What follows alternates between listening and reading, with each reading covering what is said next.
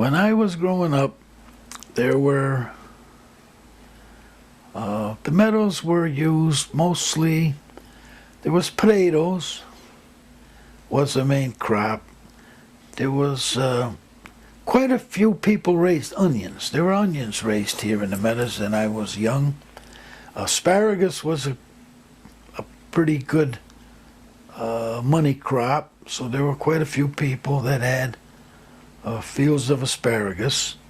Of course, there was hay and corn, which was grown for mostly for cattle feed. But I'm trying to think of, well, there was always the vegetable crops that there was quite a few smaller farmers that either were market gardeners or their home use. There would be a field that would be divided up among 4, 5, or 6 families. Onions, there was a few farmers that raised onions. Usually they were families that had a lot of kids because it was a lot of manual labor. Onions in them days were hands and knees weeding, and then when you were harvesting, they all had to be clipped, they had to be graded, and they had to be shook down, and it was very, very labor intense. So I can remember the Kowalskis growing onions down there, and the Mielowskis, but they were big families, and I think they was their own family labor that made it profitable for them. And they each would have a garden plot there. But as time went on, most of the land became owned by fewer people and bigger farmers.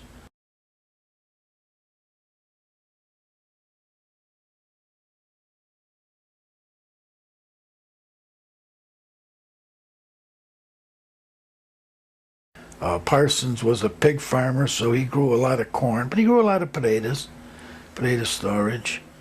And the asparagus dwindled. I think there was some kind of disease mainly that kind of shrunk the production, and it wasn't economically feasible to grow asparagus with what you were getting per acre. So it changed the whole thing.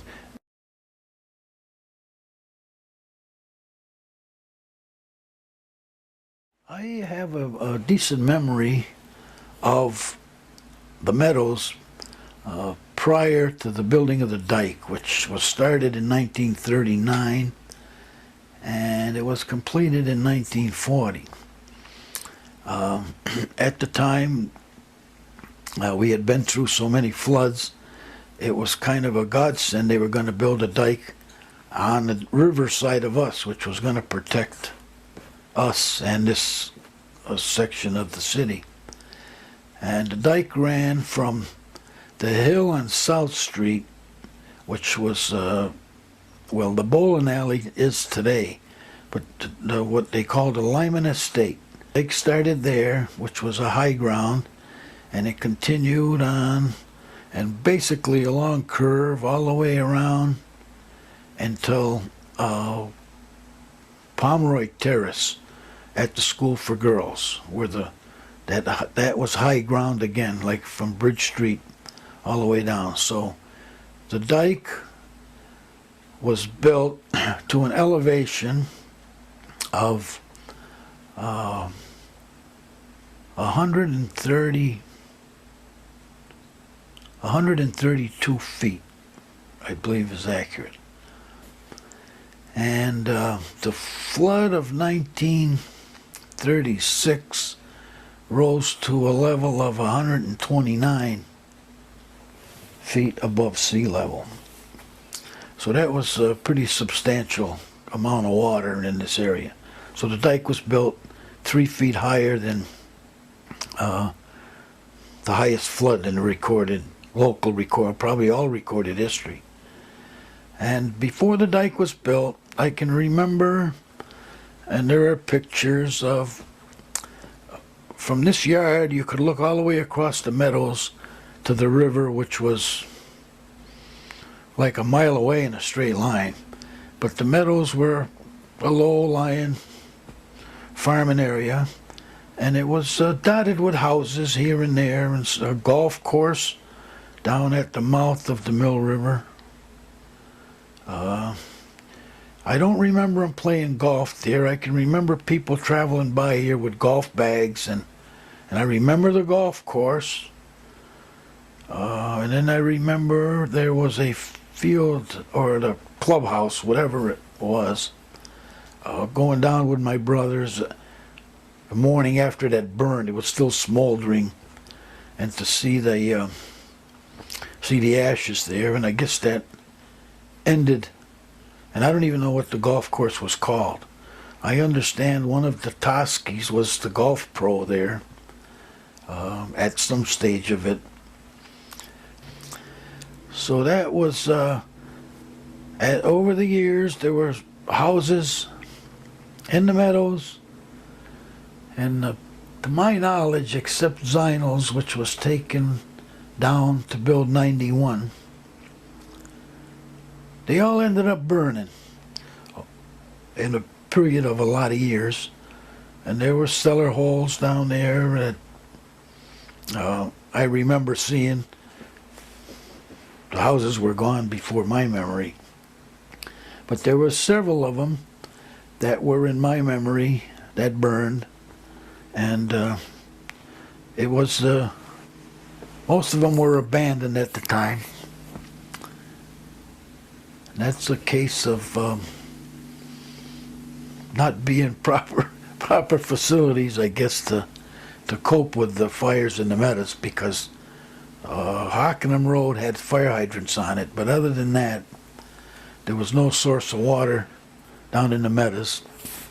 And I guess there was lack of communication as far as telephones went, because them houses didn't even have electricity.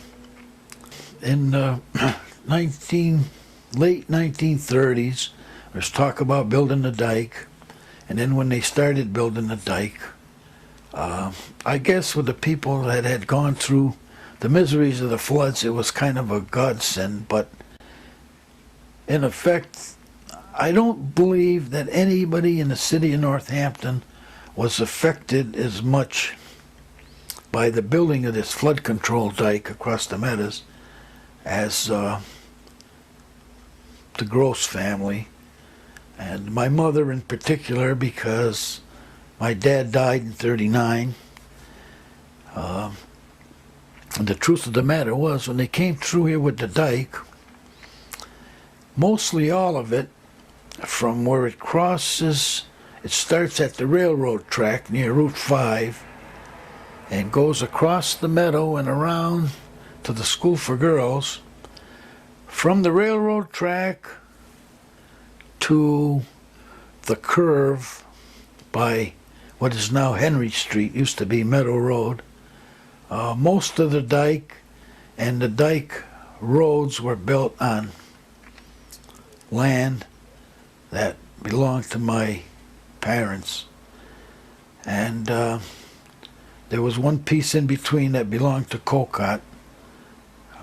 But the Gross property, I believe they took all the land across the river, which was a pasture that we used for cattle, and all along the railroad track there was some high ground where they used to raise other crops. And my parents had put in asparagus in that upper ground, and it was one of them crops that you had to grow for 3 years. Hire people to weed it and hoe it and take care of it for 3 years before you could start harvesting it. And when there was about the third year, ready to start harvesting, the city come and they took it. So between that land across the river and the land the dike and the dike roads were built on, I think there was like 26 acres of land they took. And at this stage of the game, I guess it belonged to my mother. I don't know how.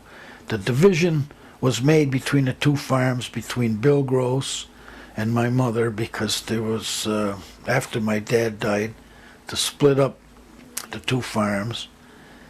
And they took all of that land, and what they didn't take, they kind of ruined. There used to be drainage ditches that drained the water, rainwater, and it drained all of the low swampy areas out back into the river.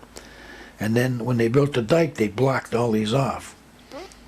The land near the house became full of concrete and rocks, and it never was the same, because this land, you couldn't find a pebble in there a quarter of an inch in diameter in its original state. Kind of cut off all the drainage ditches, cut the land up in little pieces, and my understanding was they paid my mother $900 for the 26 acres of land. And included in that was a 3-stall garage, which was across the road from the house here.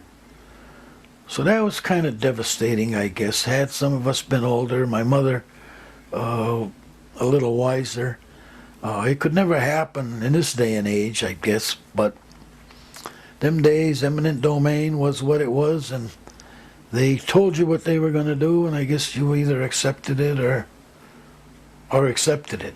You didn't have much to say about it.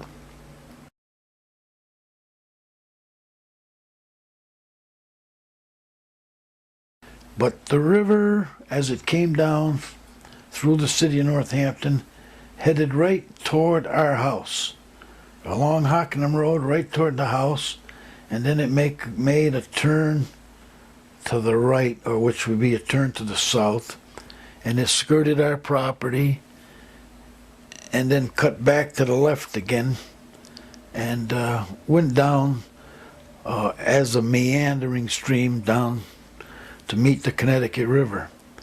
The city sewer line, as all of the sewers in the city collected the sewerage, they ended up in a line that came down Hockenham Road, and it came across the corner of this property. And at this stage, it was a 66-inch brick sewer line. I believe it's still underground. They took it out under Hockenham Road probably 7 or 8 years ago and filled it in. It was not being used as a sewer line, but as it ran down here, it went to probably 100 yards downstream from where our property ended, and it dumped into the Mill River. And all the city sewage used to dump out right there, about 100 yards from this property. And then that was changed when they built the dike. The sewer line would have been going underneath the dike, so they blocked it off. It ran parallel to the dike down to what we call the pumping station, and there a new line was laid from there down to the river, the Connecticut River, which was at least a good mile, and that the sewerage dumped into the river for quite a number of years. And the reason it went by the pumping station was that in times of high water, there was a valve that would close off the sewer line, and it was dumped inside the pumping station, and then it was pumped out the backside of the pumping station into the old Mill River bed. Because the Mill River, when the dike was built, was diverted at West Street. There's a bridge over the Mill River at West Street, and where the Smith College power plant is, there's a steam plant, and the river was blocked off where it came through the city, and a new channel was dug that went down along South Street. I believe it's Texas Road, Earl Street, and goes under Route 10, which was South Street, and then it went down through the lower meadows, down through, I think it goes through Arcadia, the wildlife sanctuary, into the old bed of the Mill River, which is still known as the old bed or the oxbow. So that became the new channel for the river. This one became abandoned, but there was always water running here because there was storm drains emptying into it, springs, so there was always some water, most of the time very stagnant, but into this old bed of the Mill River.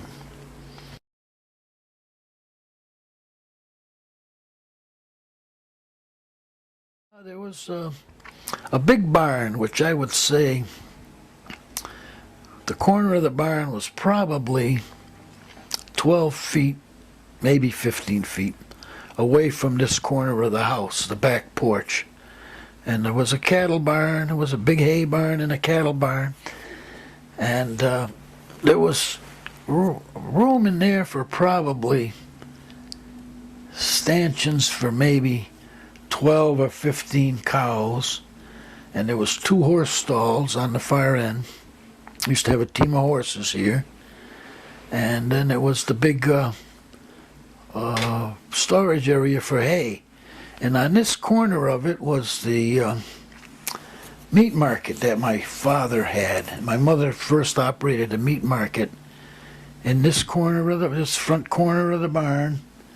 And there was a walk-in refrigerator, which originally was done with ice, but I only remember there was a refrigeration unit put in there and a compressor, and but I can remember the ice back in the 30s. They used to cut down the meadows, and I think it was out of Bullhead Pond, and they used to put this ice in a barn down the meadows that got knocked down in the 1938 hurricane. And it was in September, that hurricane.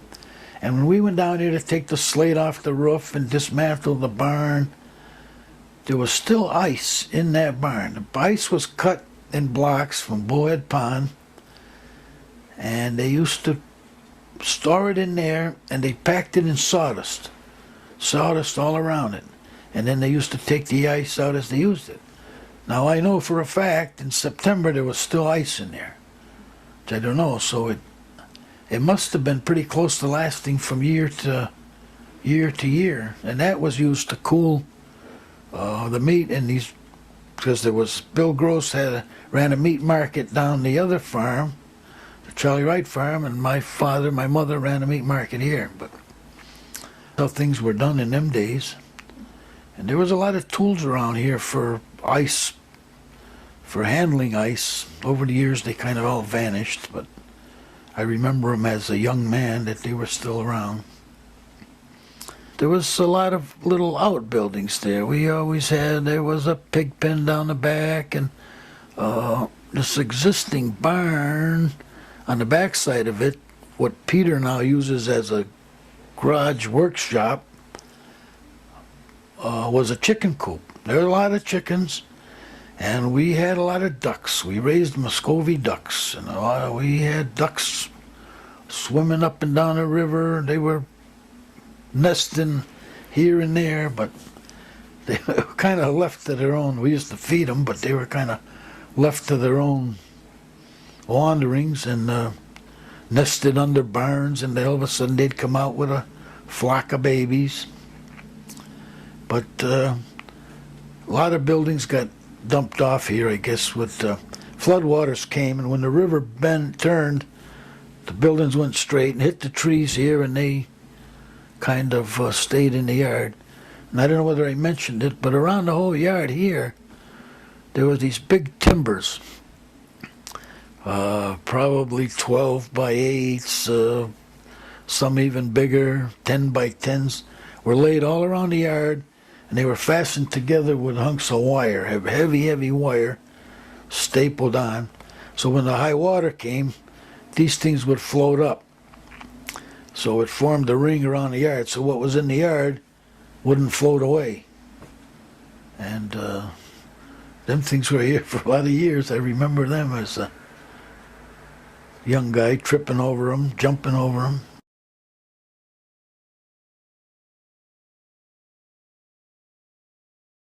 There were times when we raised a little hell. And some of the boys, I can remember everybody used to come down here, and we had the farm, and they were all running around. And there was a guy that lived on William Street. But anyhow, there were several of them in the yard, and they would come and they'd call my name. They'd be on it, they'd be call my name. My mother says, go and tell them to cut that out, and when you're done with supper, you'll be out. Well, it wasn't about a minute at the supper table, and there was all this commotion and hollering out in the yard, and they went out, I went out, and there was one of the boys from William Street had slid down a haymow. Somebody had left a pitchfork leaning against the haymow, and he slid down and it stuck into his back of his thigh. And it was in there pretty good. And they're all hollering, and he's out in the yard with this pitchfork hanging out of him. And he's running down the road going home. So I ran after him, grabbed a fork and pulled it out, and then let him go. But anyway, it was kind of, just got done. Don't be hollering, and I'll be out when I'm done. And there was this big commotion. You guys decided to try that trick? We all, yeah, the cow barn and the hay barn was outside the yard, so it was not, the back of the yard behind the barn was not visible from the house. So we had gone to, it either was Jimmy Lynch or Joey Chitwood, one of them hell drivers shows at the fairgrounds. So we decided we were going to, this is during the war years. So we come back and we took a sheet of plywood, put it up. Now we're going to take a guy, a fella that lived up on Pleasant Street. He was going to be the guy in a wheelbarrow. We put him in a wheelbarrow on a cushion, and I was going to push this wheelbarrow up the ramp through this sheet of plywood that we were going to have on fire. So we went to the Solowski's farm's gas pump, drained what little gas we could out of the pump, went down cellar, got some turpentine, and we soaked this sheet of plywood up pretty good. And it was near the manure pile out in the back of the yard, and we got everything all ready and threw a match at this thing, and man, the fire went up higher than the barn. The whole world lit up. And the kid jumped out of the wheelbarrow. He took off. He was down the corner of the dike where the dike bends down by Fagila's house. And now we don't know what to try and put this fire out. We had a couple pails of water. I threw a pail of water on it. So now the gas floated on the water and spread all over the yard because it was floating on the water. So it was kind of hectic for a little while. But this was one of the episodes that we would like to forget, I guess.